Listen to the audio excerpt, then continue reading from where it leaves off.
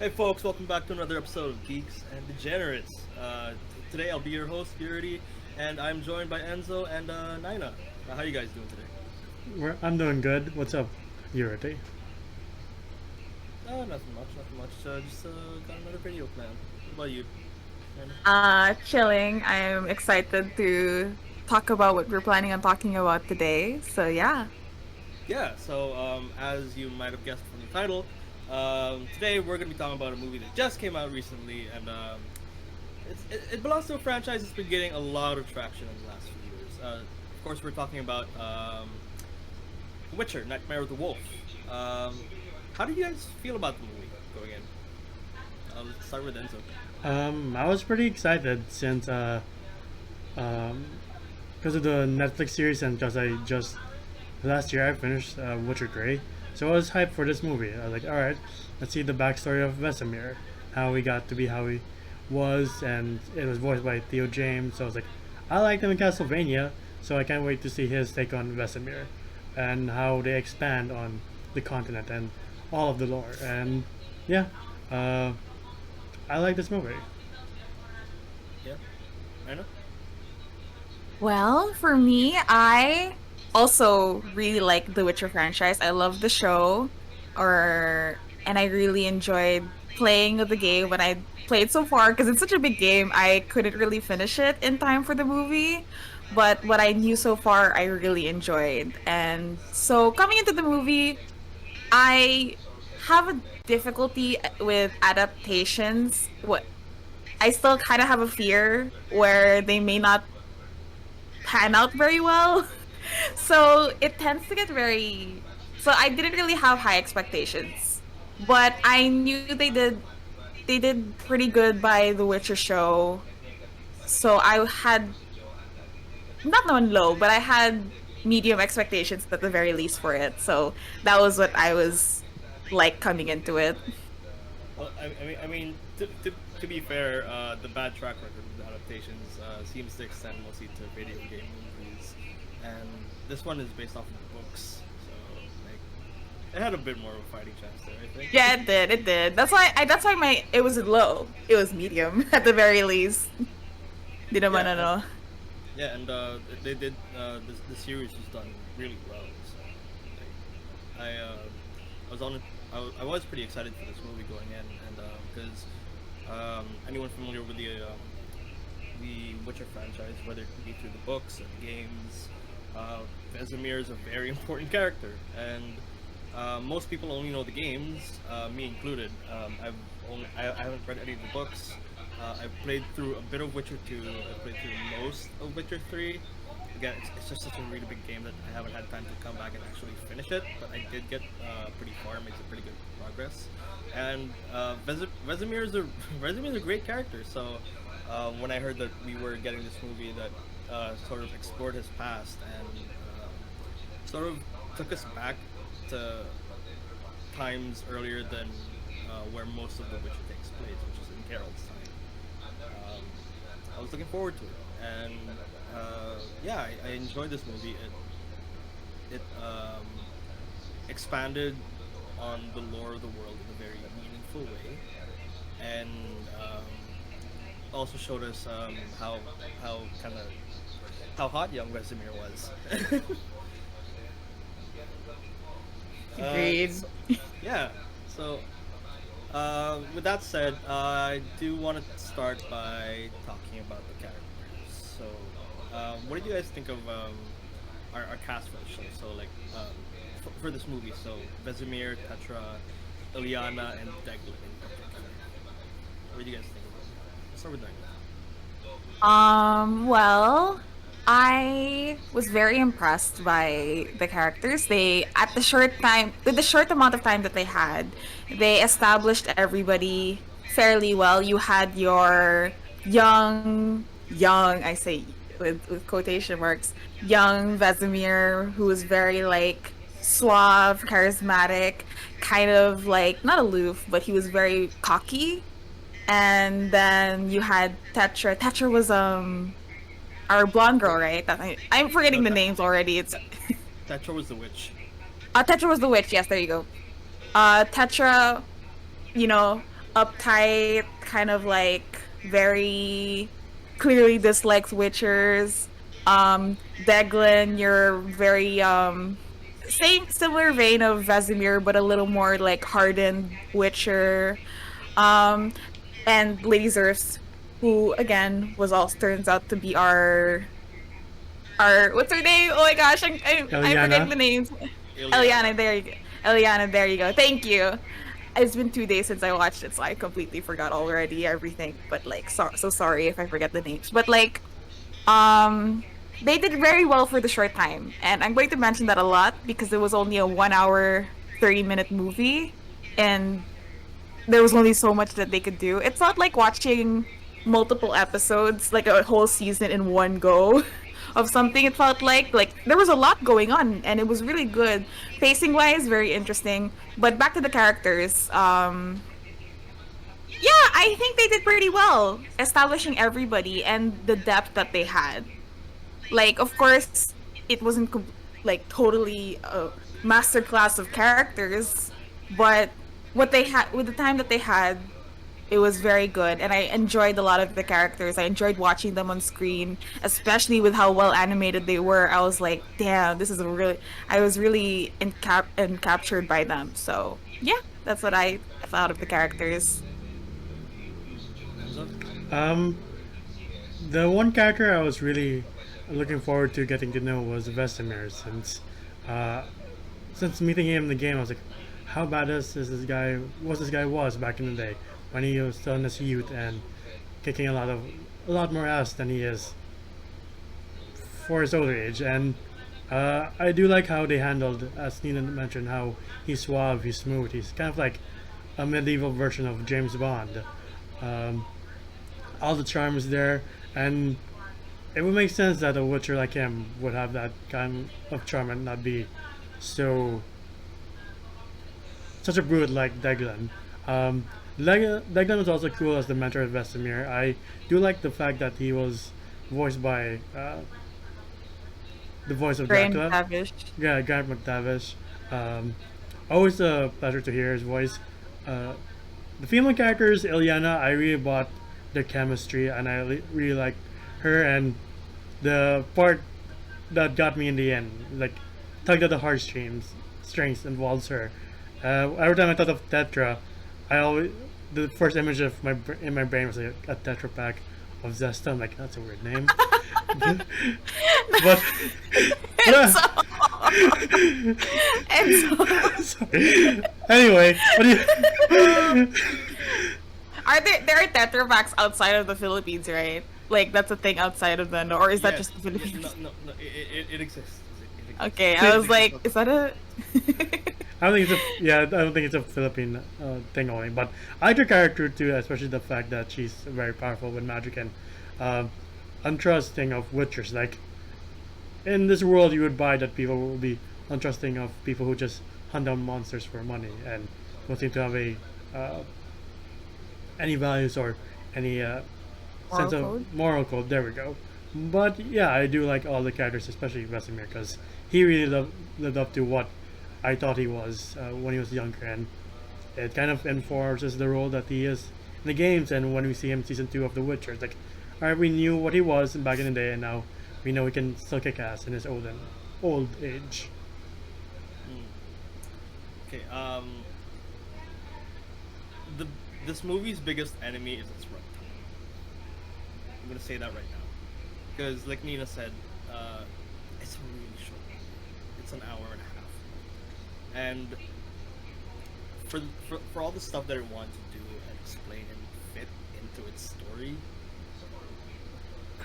there just wasn't enough time.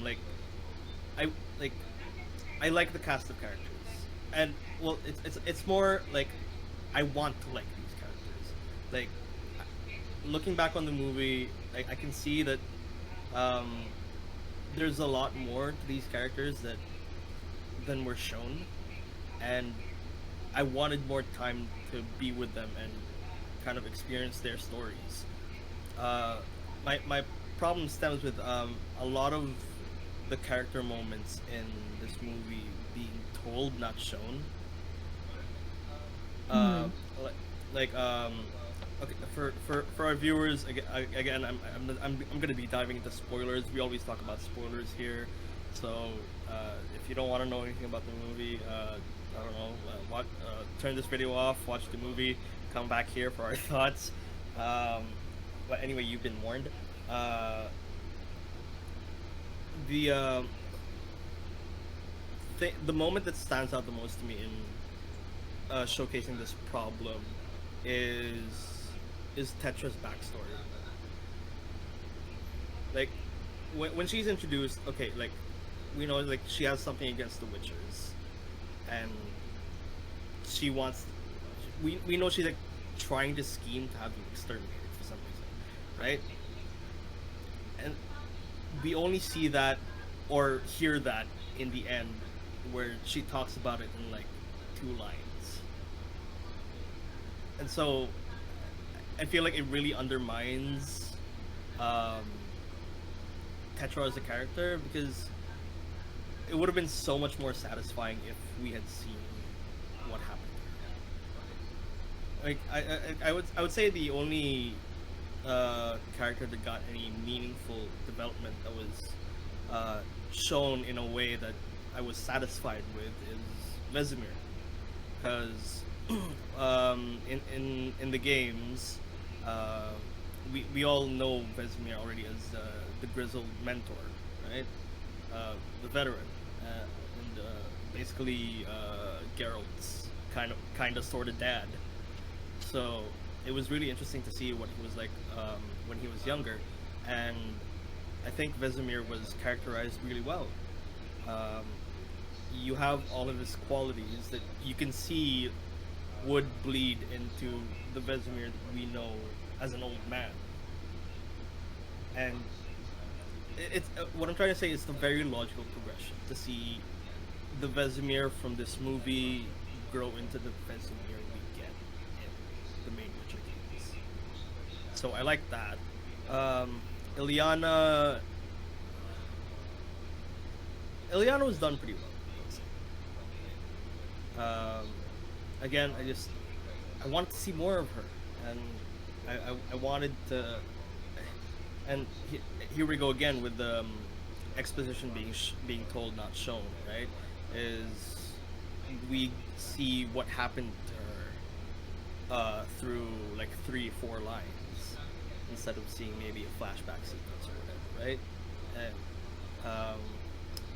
with Deglin, Deglin falls into the same pit as Tetra, where it's like he has these motivations, and yes, they're touched upon, but they're not explored in a way that's satisfying, because again, we're just told that oh, he does this and this and this for this reason, instead of being shown why he does this and this for this reason. So like that was the most frustrating part of the show to me, the movie to me. Excuse me. Like Yeah, go ahead. no, you. I That's why I mentioned earlier. It felt like watching a show. Like I don't know if you guys got the same feeling, but it was kind of like watching season 1 of Castlevania for me. In that the runtime was the enemy of its, like there were only what 3 episodes for the first season of Castlevania. Four. Yeah, You know, that's four or what, five. and they're like 20 minutes each. It's like watching. It was like watching like oh the enemy of it was truly its runtime, and I that was just the feeling I got because it was like there were things that were intriguing. It did its job, admittedly. They did everything. They did, as a writer, they technically did everything by the book. You got what you got, the motivation, you got the villain, you got this, you got that. But in terms of yeah, like you said, satisfying and the only person who they really could do justice towards was Vesemir because that's all the time they had for. And that's not to discredit your point. I'm just adding on to it like Yeah, no, no. they kind of just had to tick the boxes because I don't know why the studio or whoever or Netflix decided to give them an hour and a half instead of a 2 hour full movie, considering there was kind of I would say it was the franchise was fairly successful naman. There's already a season 2 of Witcher coming.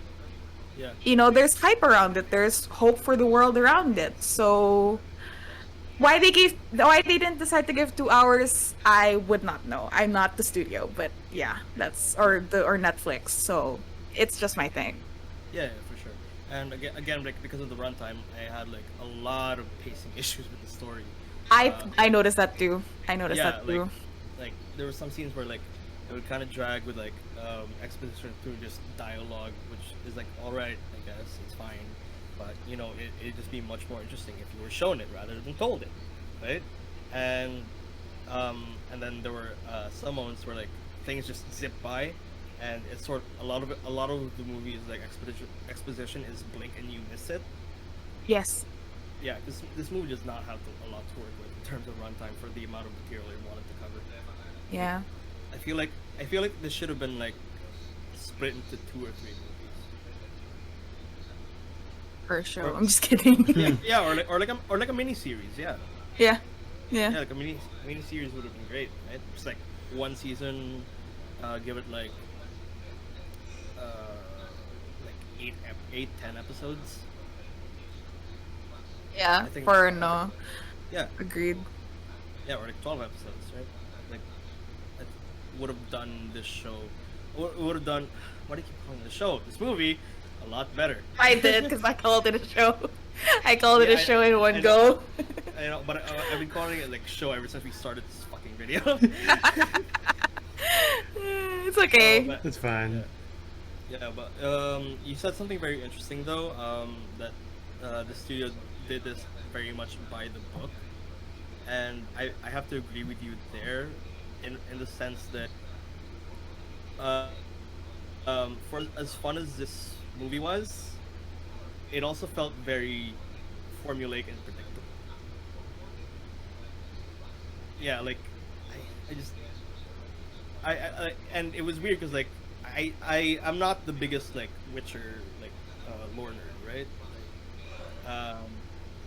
I've only played the games.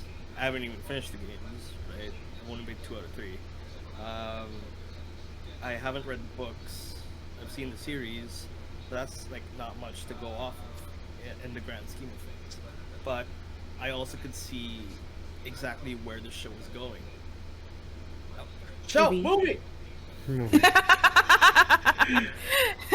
Have a counter on the bottom for every time Edwin calls it, or Iriti calls it a show.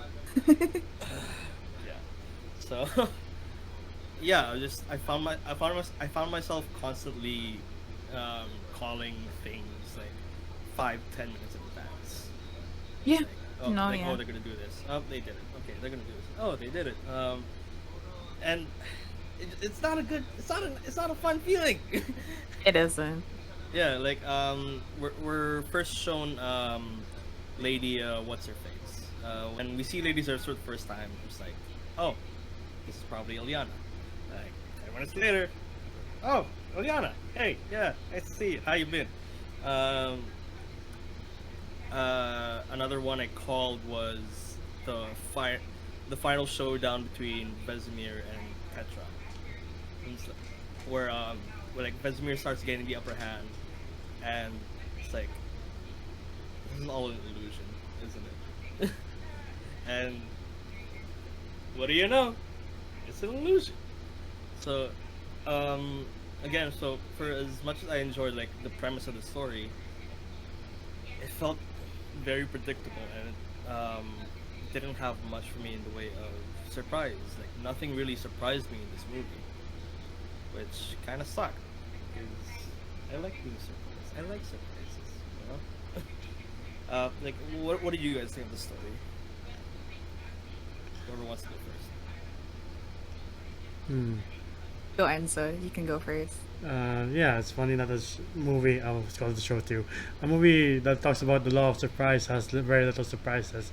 Like you said, like the final showdown, like they set up the fact that this elf thing can conjure up very powerful illusions, and why is she suddenly willing to go hand in hand against Vesemir and let him get the upper hand for some reason and not have this be a total illusion?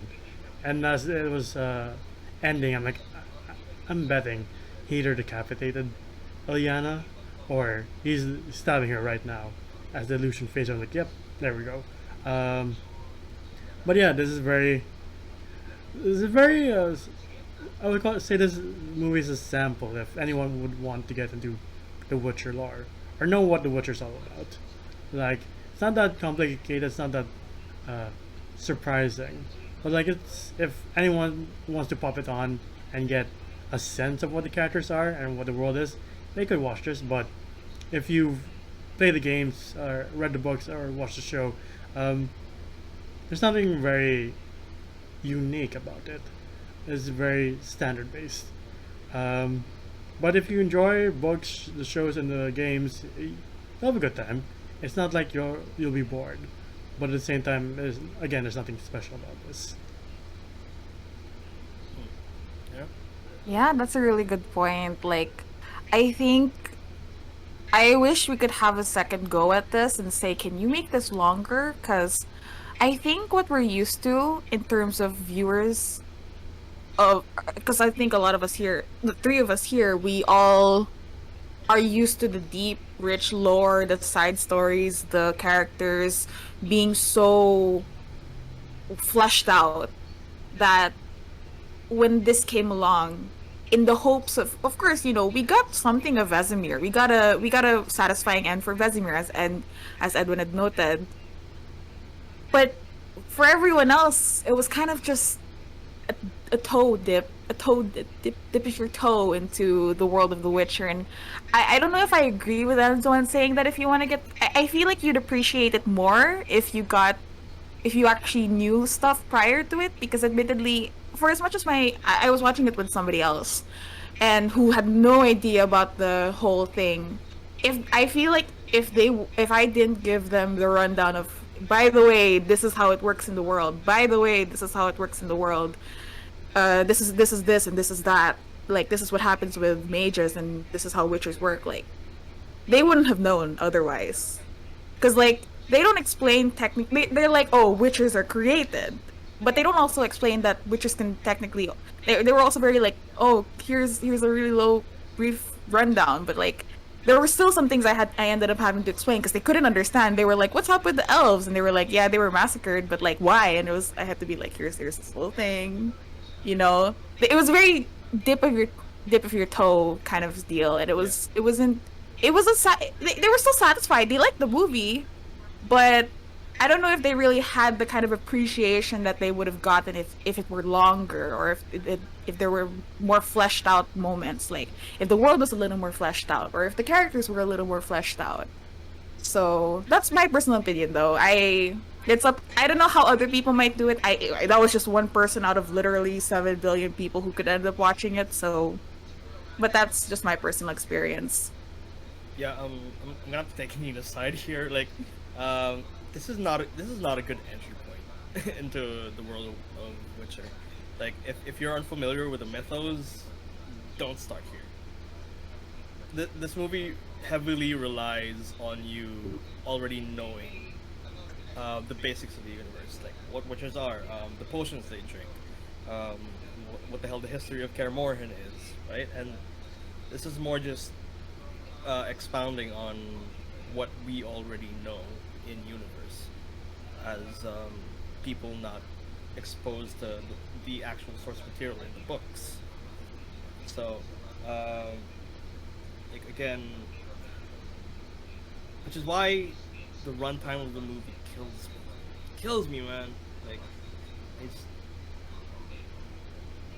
this is not an easy movie to get into. If you know, like, the point of entry for this movie is relatively high.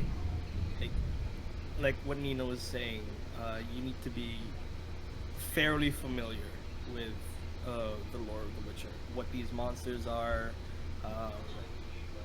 how they interact with the world, the different political systems, uh, yeah, and just sort of the reputation of Witchers as a whole in this world. So, I don't know.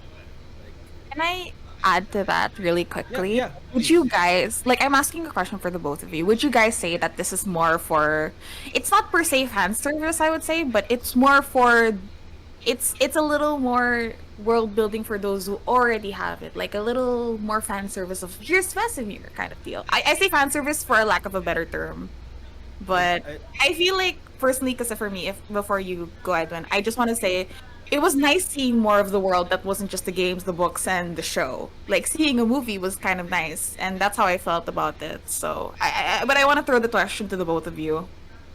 Yeah. If I can go ahead, I think it's less fan service more than it is supplementary material. Yeah, there you go. That's a better term. There you go. Well, yeah, yeah, exactly. Because like you said, and like what I've been trying to say, um, this is more something that adds to what we already have within the context of the series, the games, and maybe the books, I guess. Um, and yeah, I guess you could also say it's fan service in the sense that this lets you have a deeper appreciation for the characters we have now, namely Vesemir, right? Because they didn't give us enough time to care about everyone else.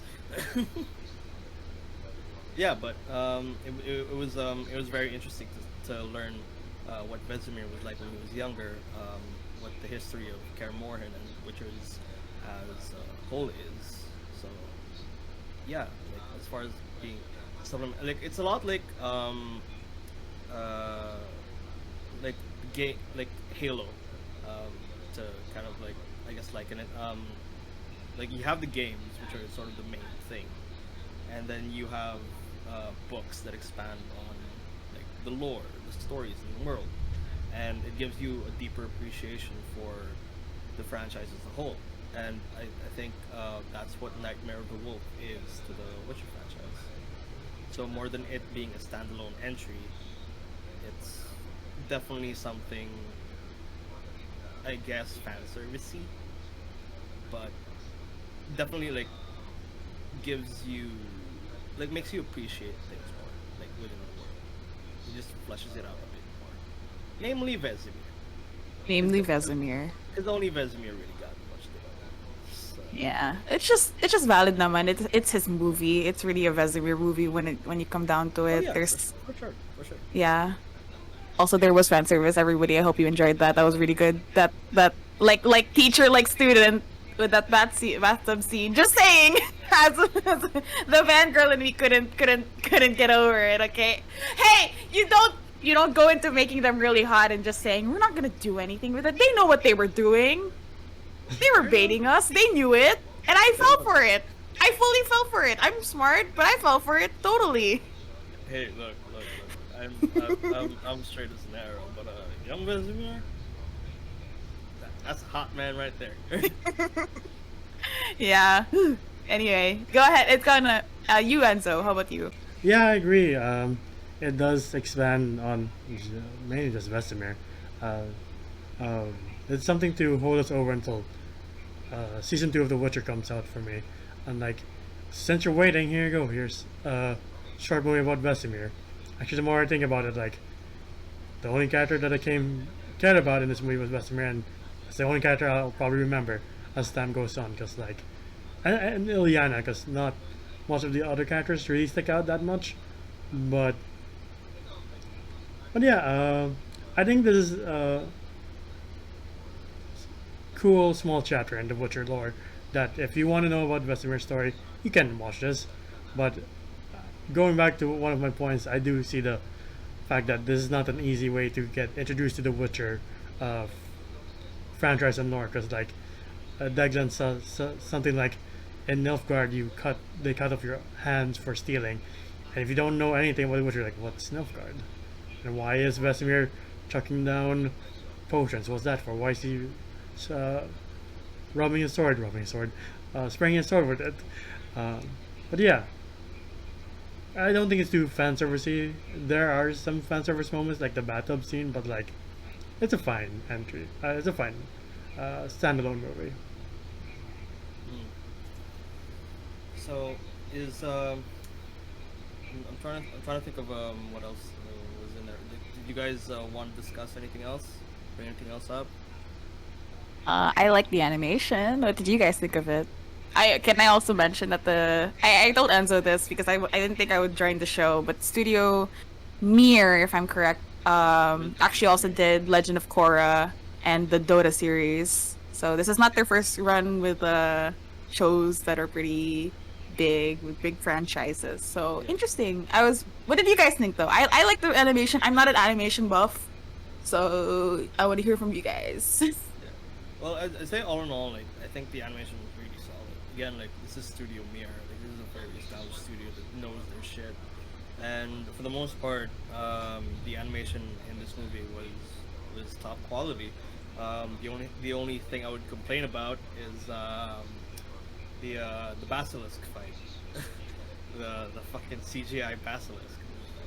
Yeah, kind of cringe, bro. Yeah, I like the animation too. I thought it was pretty solid as well. I do like the most of the fight scenes, um, especially like that scene where Vesemir's in the cave and he's fighting, I believe, ghouls. But yeah, all in all, I like the animation. That was the thing I was expecting the most. Like, I hope that's a great animation, and it does. So yeah, wasn't disappointed by that. Hmm. What about you, Enzo? Is there anything else you wanted to bring up, discuss? Uh, I really like the fact that they saved Geralt till the end. They didn't shove him down our faces like, here's Geralt. We remember him, right? No, they just saved him from the end, and they're like, we'll wait for the end to mention him or show him, and it just ends with those eyes. You're like, all right. I was kind of worried that it would like transform to like adult animated Geralt. I'm like, that might be a bit too much, but just ending on that shot, it's enough. To Yeah. yeah. Yeah. Did you predict that, Edwin? Hmm? That did Oh. you said you predicted a lot of stuff. I wanted to ask if you predicted that as well, just for Oh. the fun Oh. of Oh. it. Oh yeah. Yeah. Yeah. Because like you see the kids, you see Eskel, you see Lambert, like you see them like, 'cause, like you see them in the games, and you see them as kids. Like, oh, that's probably what they would look like. And you see this bald fucker. It's like Because he was. you, you're Geralt. Geralt. Why do you think they made the child bald? Why do you think they made child girl bald? That I don't know. I don't know. I made the joke. I made the joke. I was like, because if they kept his, because he had hair. Sometime in the beginning of the movie when they first introduced him, he actually had hair, but it was a different color. It wasn't silver. So I was like, I'm betting you they took off his hair because they did, if they gave him gray hair, everyone would know. Yeah. That's my joke. Geralt's gray hair is a wig. Wait. Geralt wears a wig. Oh no. Oh no. Poor Geralt. Oh man. Oh. But I was like, I'm betting you. But it's just a joke that I made with my friend when I was watching it. It was really, I was like, why is this bald child Geralt?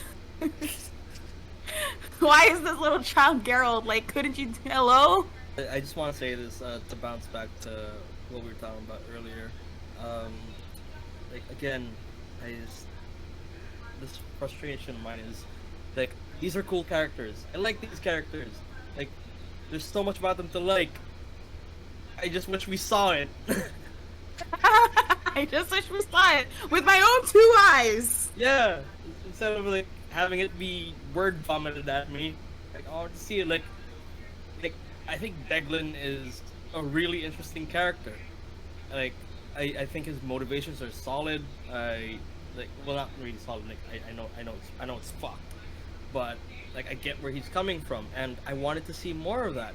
Like I wanted that deeper connection with his character, and the same goes for Tetra.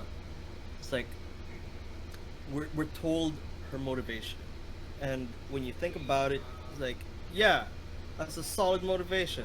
Like on paper, this makes for a very interesting character, and it's very interesting character writing. But we didn't see any of it. We didn't see shit. We were watching the whole time, but nothing happened. Uh, Yeah, exactly. So like, even if like this wasn't made into a series, like an extra 30 minutes would have helped a lot. I Especially- agree. Yeah. Anyway, that's sort of it for what I wanted to talk about regarding the movie. Did is there anything else you guys think I might have missed out on? I want to ask about Kitsu. This is me asking a Okay. question about Kitsu. Yeah. So her motivation for helping out Tetra was because Vesemir let the elf friend take her child. Because that point, the Kitsu point was a little like, what? I was a bit Yeah. confused. I was like, Okay. I don't understand her Yeah. motivation anymore. Uh, Actually, it's a really good question. Like, Kitsu was the only one in this movie I didn't really get. Didn't really understand what Kitsu was trying to do. Like, I don't even know if she's like sentient or if she's just like straight up feral. Exactly. I was like, I don't understand. I understand that they needed somebody to do illusions, but I was also like, what was her?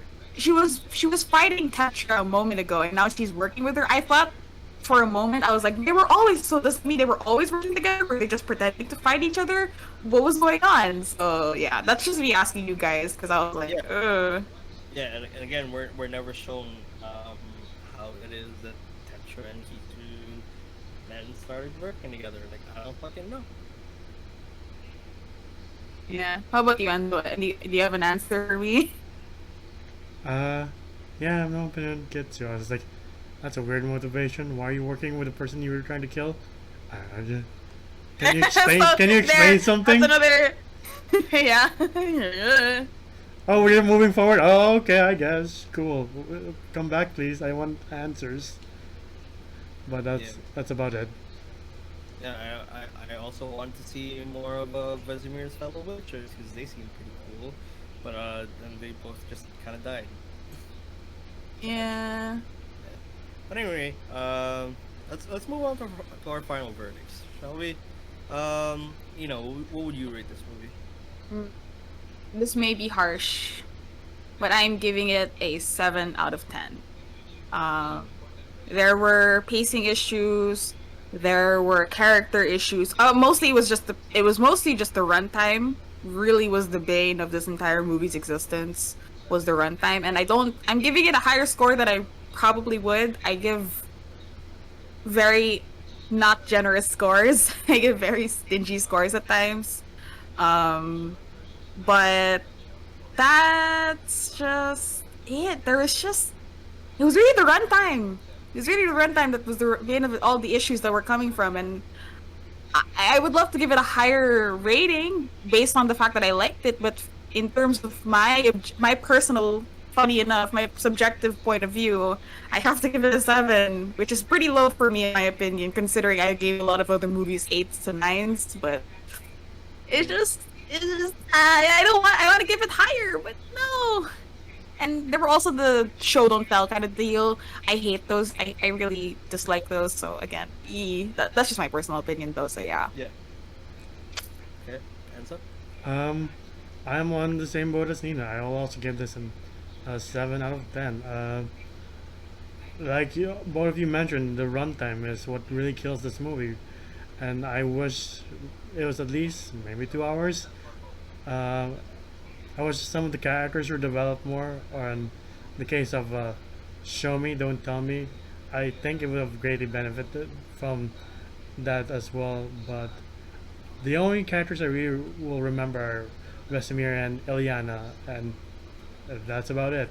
But yeah, that's why I give it a 7 out of 10. Hmm. Yeah. There's a lot to like about this movie. Like, the story's premise is solid. Um, the characters are very interesting with deep motivations, and if like on paper they're very complex and multi-dimensional. The animation was great for the most part. Soundtrack was good, and again, like on paper, this would have been a great movie. Like, just conceptually speaking, it would have been like an 8 or a 9 for it. But as is very common with these things, execution is very different than concept. So, with that in mind, keeping in mind my enjoyment of the movie, because I did enjoy this movie. Like, I had a lot of fun with this movie, but it felt generic and formulaic at times. Several pacing and character issues where we just didn't have enough time to form a meaningful connection with them. Like, um, again, like this is Vesemir's movie, so he gets the character development, of course. Like, they at least did that. But that's kind of like the bare minimum, right? I would give this movie a 6 out of 10, above average. Yeah, above Like, average. yeah, like if you're into the lore, if you're into the Witcher stuff, it's a good sort of detour from the story at large, and gives you more insight into Vesemir's character and his past. So I think it does its job fairly well, but it could have been done much better if it had just been given more time. Because like you can see all the pieces are there. All the pieces to make a really great movie are there. They just were never really put together. So, with that said, that'll do it for today's video. If you guys enjoyed this video, maybe leave a like. If you didn't, leave a dislike. If you want to see more, because we always have a lot of content planned, hit the subscribe button, ring the bell icon to be notified of when we upload next. If you want to comment on this video, have a discussion, please leave one in the section below. We would love to have a discussion with you, and you know, engagement is always good. Helps us out, and it'll be fun for all of us, right? So, but until then, until the next video, we'll be signing off here. So, take care, wash your hair, you know, get vaccinated, all that jazz. Social distance where you can. We're almost done with this shit. So, you know, stay safe, take care, and we will see you on the next one. Ciao. Bye. Bye.